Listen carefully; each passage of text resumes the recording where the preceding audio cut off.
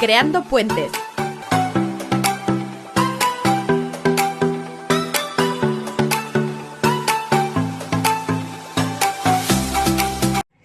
Hola, buenos días. Aquí desde Creando Puentes, hoy grabamos desde el Centro Forum de aquí del Hospital del Mar y en esta ocasión vamos a hablar de la ansiedad y que versa sobre un tipo de sintomatología que con mayor frecuencia sufre el ser humano en la sociedad actual, la ansiedad. Tenemos para todo ello, para hablar de este tema, a Silvia Rosado. Pertenece a la vocalía de la salud mental, también es docente, es especialista en salud mental, una enfermera con mucha experiencia y para nosotros es un honor.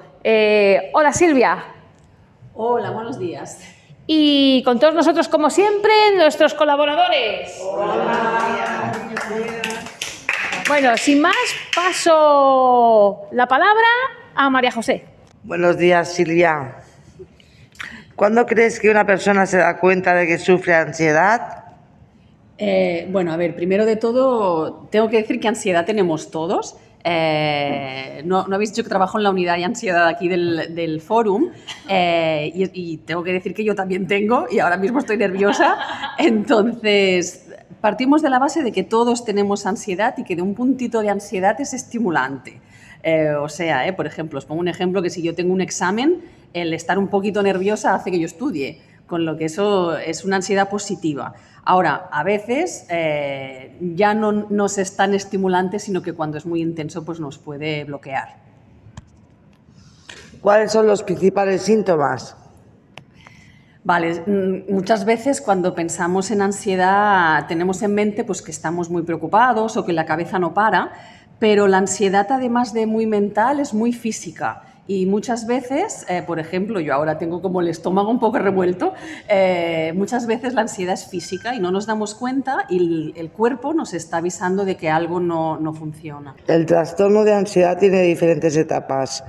¿Cuándo crees que pasa de ser un problema menor a uno mayor? Bueno, pues básicamente cuando esta ansiedad es demasiado intensa o cuando viene cuando no tocan, situaciones donde no deberíamos tener ansiedad, o cuando es muy frecuente, que estamos todo el día pues, a tope con la alarma conectada, básicamente cuando nos limita la vida, cuando ya no nos deja hacer lo que queremos. Gracias, Silvia. Paso la palabra a Paco.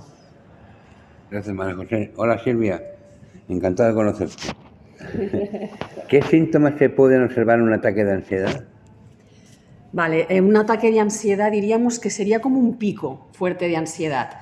No tanto en la ansiedad general de estar preocupado, sino que de golpe se me activa el cuerpo de manera que me da miedo, ¿no? Generalmente los síntomas suelen ser pues, que el corazón se acelera, que la respiración se acelera, que estoy con tensión muscular, puedo sudar. Se me activa, ¿no? Todo lo que el cuerpo cree que es necesario para salvar la vida, no es una respuesta automática, ¿no? Como cuando yo pongo la mano en el fuego y la retiro sin pensar, ¿no? Para salvarme la vida. Es este tipo de respuesta, pero que a veces viene cuando no toca, ¿no? Y entonces pues me asusta. También pues si respiro muy deprisa puede ser que me maree o que se me duerman las manos o a veces la cara. Se me activa todo lo necesario, se me desactiva lo que no es necesario, como por ejemplo la digestión. Por eso muchas personas también tienen la sensación pues, como de náuseas o como de diarrea o que tienen que ir al baño rápido, ¿no? Pues eso, activa corazón, respiración, tensión y desactiva lo que no es necesario. En relación con la pregunta anterior, ¿cómo se debería proceder al ver a una persona sufriendo un ataque de ansiedad? ¿Se debería acudir al hospital o al centro de salud? Bueno, lo primero que tenemos que tener claro es que todo y que un ataque de ansiedad es muy desagradable no es peligroso. Como os decía antes, es una respuesta preparada para salvarnos la vida ante una situación de peligro, ¿no? Si hay un peligro, pues el cuerpo se me activa para luchar o huir de ese peligro. Entonces es una respuesta que dura un rato, que suele durar minutos. Hay gente que le puede llegar durar media hora o incluso una hora con los síntomas a tope, pero luego baja. Llega un momento en que el cuerpo se cansa y todas esas sensaciones disminuyen. Me quedo agotada como si me hubiera pasado un camión por encima, pero el ataque dura un rato y pasa y no es peligroso. es muy desagradable. Es verdad que la taquicardia es real y hay taquicardia, pero como si hicierais ejercicio físico. De hecho, sería, bueno, a veces lo digo así, no es lo mismo evidentemente porque asusta mucho, pero sería una clase de spinning que sacáis gratis en un ataque de ansiedad. Lo que pasa es que, claro, evidentemente asusta mucho, ¿no? Porque no te lo esperas y vienen todas esas sensaciones. Pero bueno, sí que tiene que quedar claro que, aunque desagradable, no es peligroso. No haría falta acudir a urgencias, a no ser que haya algún problema de base, alguna enfermedad pues, de corazón o de hipertensión, porque es verdad que la ansiedad sí que sube un poco la tensión, pero si no, no tiene por qué ser peligrosa. Bueno, pues gracias. Hola, buenos días, Silvia.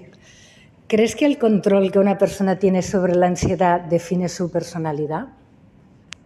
Bueno, a veces supongo que os referís a si hay un tipo de personalidad específico, ¿no? Para las personas que son más ansiosas. Yo antes, cuando empecé a trabajar en la unidad, sí que pensaba que sí, y me he dado cuenta que no, que todos podemos tener ansiedad, y es más, que las personas un poquito ansiosas, y ahí me incluyo, somos bastante más resolutivas que el resto. O sea, la persona que es un poco nerviosa tiende a estar pendiente de muchas más cosas que los demás, y cuando hay un momento de crisis, un problema, son las personas que suelen resolverlo antes. Con lo que tiene esta parte buena, esta manera de ser nerviosa o inquieta, ¿no? Que hace que seas más resolutivo que el resto.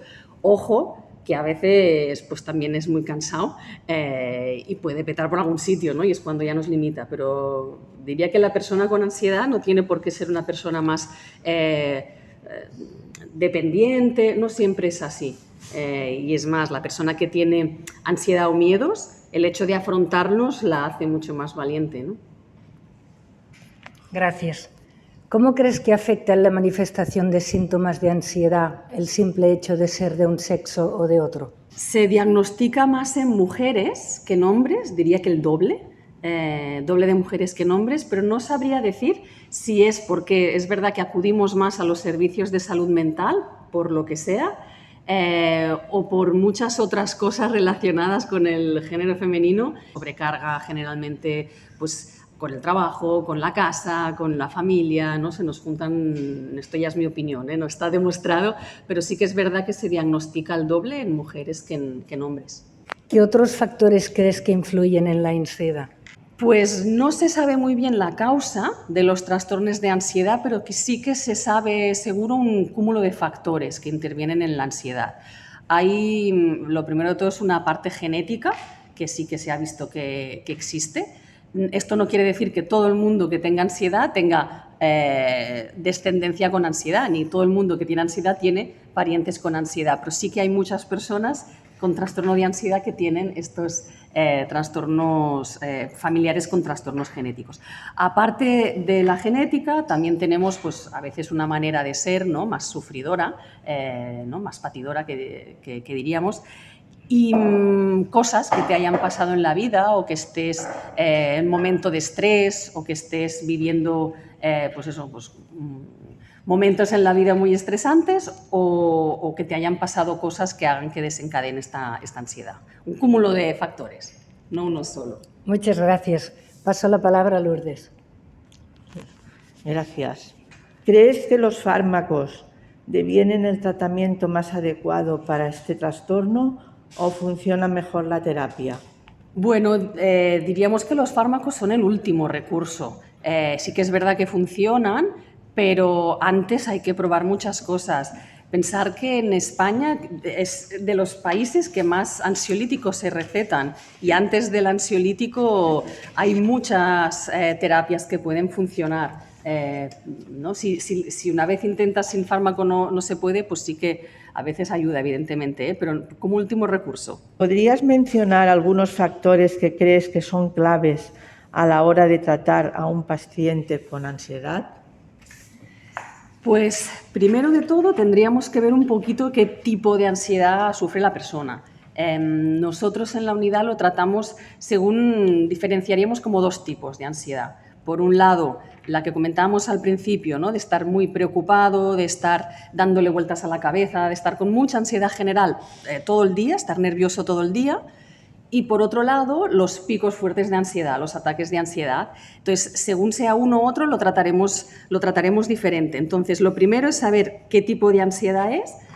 Antes sabéis que todo era siéntate y respira, ahora hemos visto que esto no funciona siempre para todo el mundo. Entonces, si es ansiedad general, iremos mucho a tratar pues, con técnicas de relajación, ejercicio, técnicas de distracción, de priorizar el tiempo, de cambiar esos pensamientos negativos.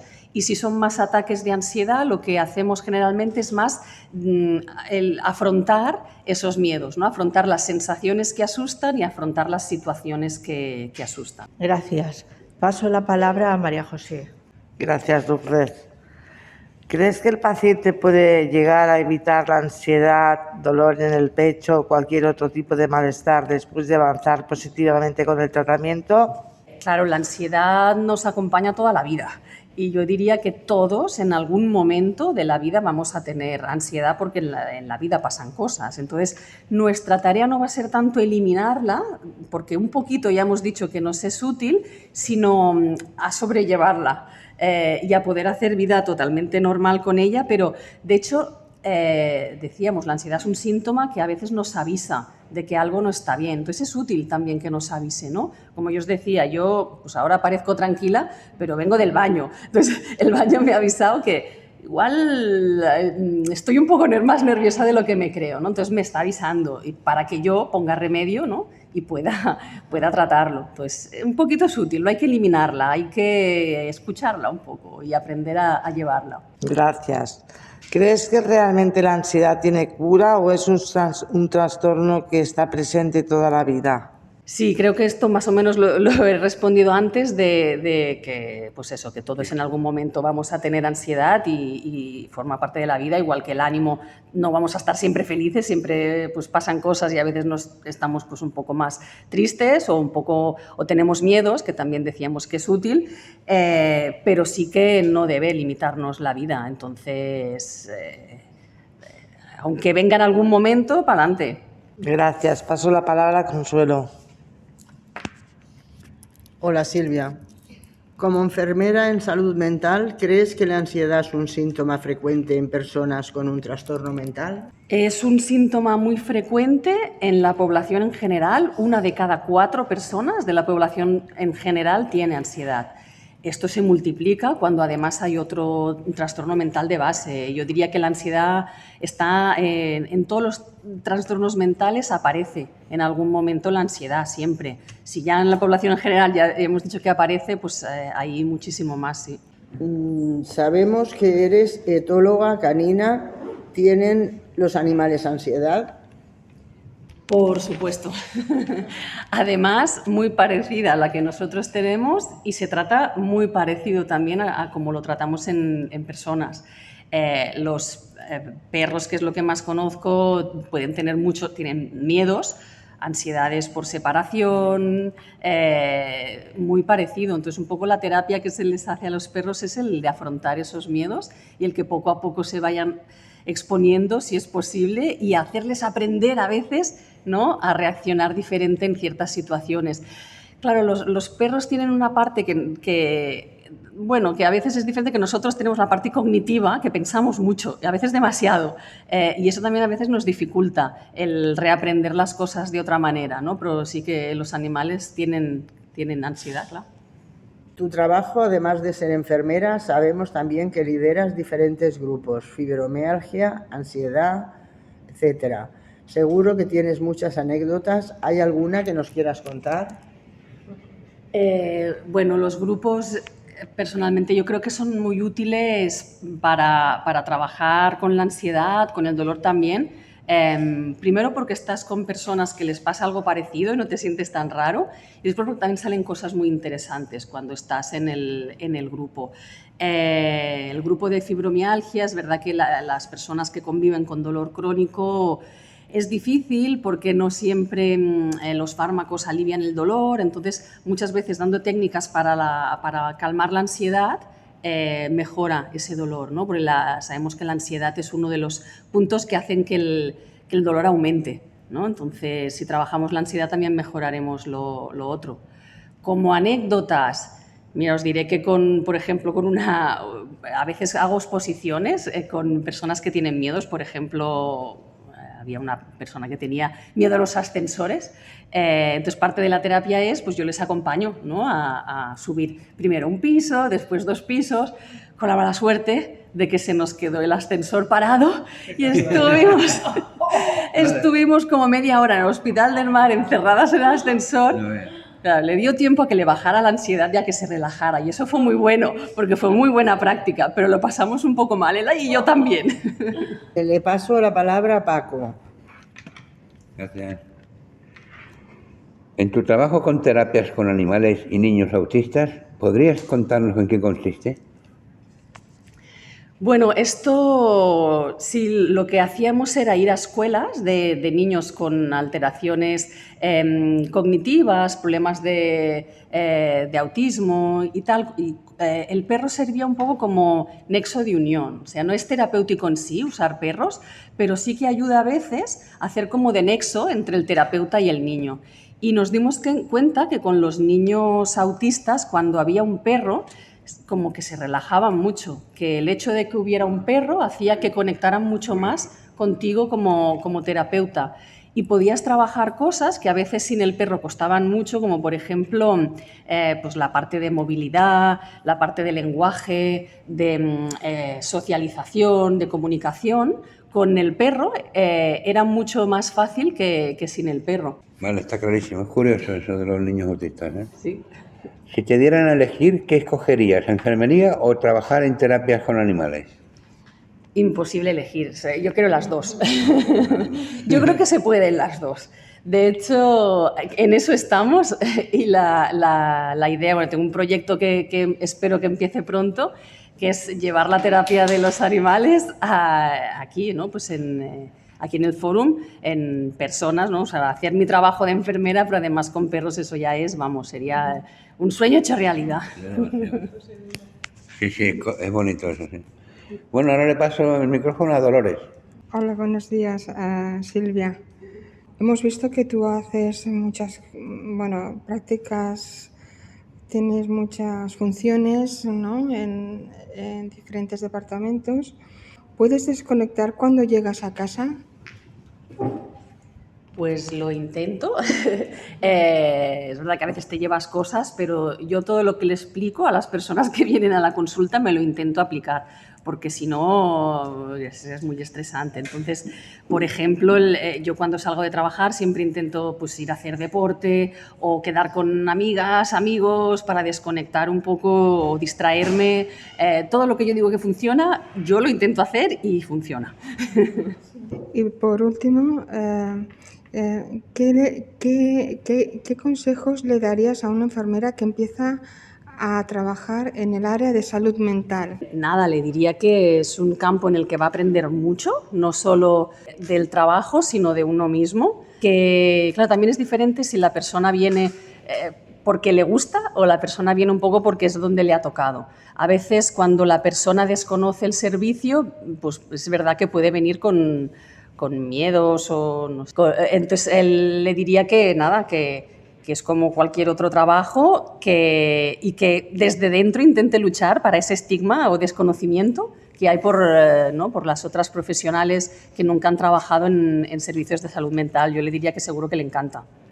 Yo te quería preguntar, dos preguntas. Una respecto a mí, que sí que me ha dado un brote de ansiedad fuerte y a mí me imposibilita, tengo miedo de ir a los sitios, pero además he puesto en unos vértigos y unos mareos horribles. Me bloqueé y me asusté muchísimo. Tardo en pasar aún por la calle que me dio, pero muchos mareos, me tenían que acompañar, me quedaba tirada y me han dado un poco de medicación, pero no creo. Llegas a pensar si es tu cerebro, el que pasa algo, soy fumadora, tampoco influye en que riegue el cerebro mucho, pero en mí es grave porque me imposibilita. Yo que iba a muchos sitios, me estoy haciendo un cerco pequeñito y cerca. Luego te pregunto por el perro. Sí, esto, bueno, las personas que por miedo a tener un ataque o por miedo a tener sensaciones evitan situaciones, es lo que nosotros conocemos como agorafobia, ¿no? No tanto el miedo a los espacios abiertos, sino el miedo a cualquier situación en la que yo pueda sentir miedo.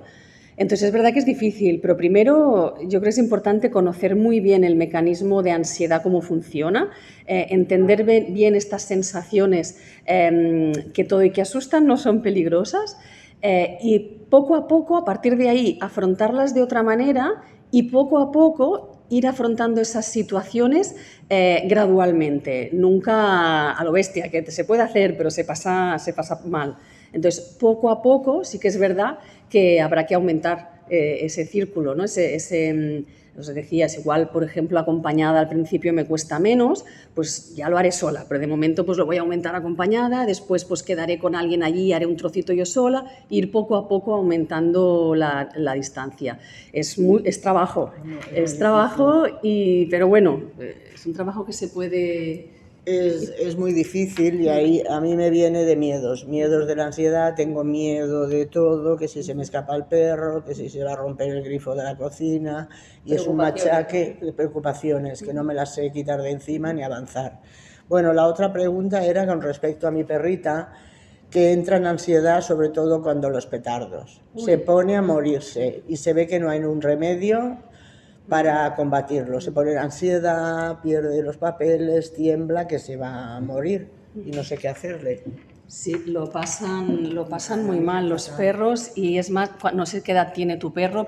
6, ya lleva tiempo. Entonces, sí que a veces ahora lo que se hace con perritos pequeños es ya de pequeños acostumbrarles un poco a los ruidos, por ejemplo, con estímulos positivos que a ellos les gusten, como cuando están amamantando con su mamá, ¿no?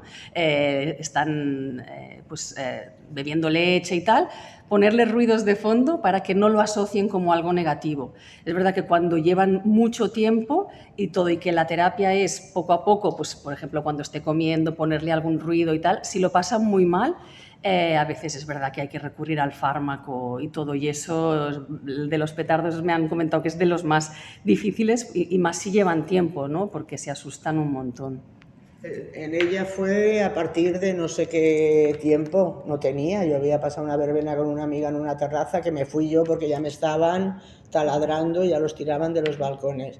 Y ella nada, pero de pronto se le declaró, también dicen que detectan los miedos. Yo soy muy miedosa y voy con ellos y les aporto seguramente ansiedad y miedo, pero no lo puedo remediar. Bueno, es verdad que sí que detectan muchísimas cosas y además nos ayudan mucho con el tema de la ansiedad, además ellos a nosotros a ellos también, porque les damos mucha seguridad, pero es verdad, por cualquier cosa habrá asociado el ruido como algo súper peligroso y ahora cuesta de desasociar, hay que vuelvan a aprender que eso, asociándolo a cosas positivas, es un trabajo, ahí tenemos trabajo ahí. Yo te quería preguntar, ¿por qué elegiste esta profesión? Pues mira, no lo tenía muy claro, pero sabía que me gustaba la salud, sabía que me gustaban las personas y me metí y me gustó. Por suerte me gustó y ya me quedé. Luego he hecho otras cosas porque también me gustaban, pero me he seguido quedando porque la verdad yo creo que sí que he quedado con lo que me gustaba. Todo y que a veces es muy estresante, también tengo que decir. Yo te quería preguntar algo a título personal. Yo soy fumadora. ¿El tabaco calma la ansiedad o lo incrementa? Pues a corto plazo lo calma, cuando te fumas el cigarrillo te la calma, pero cuando has terminado de fumar te la aumenta. Con lo que a largo plazo no es algo que nos sirva como método para la ansiedad. Vale, yo acabo de escribir una poesía dedicada a ti. ¡Ay, caray, qué bien! ¡Qué maravilla! Manos que curan. A ti me dirijo hoy, Silvia, porque eres especial. Tú que a veces vas de blanco, azul o verde, tú que con tus manos curas a niños, jóvenes y ancianos, tú que con tu sabiduría nos iluminas, como ya te he dicho, eres especial. Una entrevista maravillosa la de hoy. Yo acabo de escribir estas líneas, espero que te gusten, Silvia.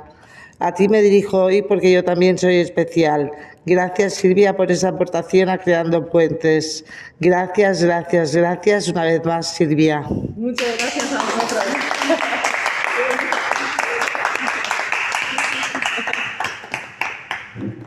A mí me gustaría preguntarte, no sé si es mito o leyenda, no sé. Dicen que las personas que son hiperlaxas, que son más tendientes a tener un problema de ansiedad. Bueno, dentro del hospital hay varios estudios que dicen que sí, que miran como una parte genética de la ansiedad, y una de esas partes es la del tejido conectivo, que muchas personas con ansiedad tienen una alteración del colágeno, entonces sí que son normalmente más laxas, un 60 y pico %, entonces hay muchos estudios que se están haciendo ahora de esto. Uno de ellos es la laxitud. Hay enfermedades muy ligadas al colágeno que sí que hemos visto que se dan más en ansiedad, como por ejemplo el colon irritable o las migrañas, o el tema de dolor, fibromialgia, está muy ligado con ansiedad. Y otras cosas también que se están viendo ahora, como hipersensibilidad sensorial, por ejemplo, mucho más sensibles a los olores, a los ruidos. Hay como muchos factores, sí, se está investigando ahora mucho, sí. ¿Tenéis alguna pregunta? Sí, en las personas que son, bueno, que ya se les ha definido como personas altamente sensibles, supongo que la ansiedad es más, bueno, no sé, te paso para que puedas responder. Sí, tal cual. La ansiedad es esa hipersensibilidad, ya no solo sensorial, sino emocional, un poco a todo. Entonces sí que ahora se está investigando mucho, está muy relacionado, sí. También en las personas que tienen trastorno del espectro autista. Está muy presente en los trastornos del espectro autista. De hecho, hasta hace poco no se diagnosticaba tanto y se confundía mucho con los trastornos de ansiedad. Y sí que es verdad que se ha visto que las personas con algo de espectro autista suelen tener problemas de ansiedad y de miedos y de dificultad de gestión emocional a veces, ¿no? Porque uno se desespera, ¿no? Yo no tengo más preguntas, no sé si vosotros. ¿Os ha gustado mucho? Sí, nos ha encantado. Por eso, como nos ha encantado tanto, te pedimos entonces que cuando pase ya el verano, marcamos una fecha y que subas a la planta y nos des una sesión más extensa, ¿no? Porque es muy amplio, ¿no? Sí, todo el tema. Sí.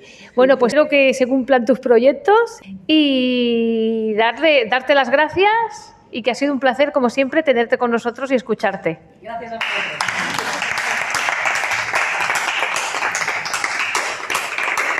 Creando Puentes se va de vacaciones y hasta septiembre, el 4 de septiembre, Creando Puentes. ¡Septiembre!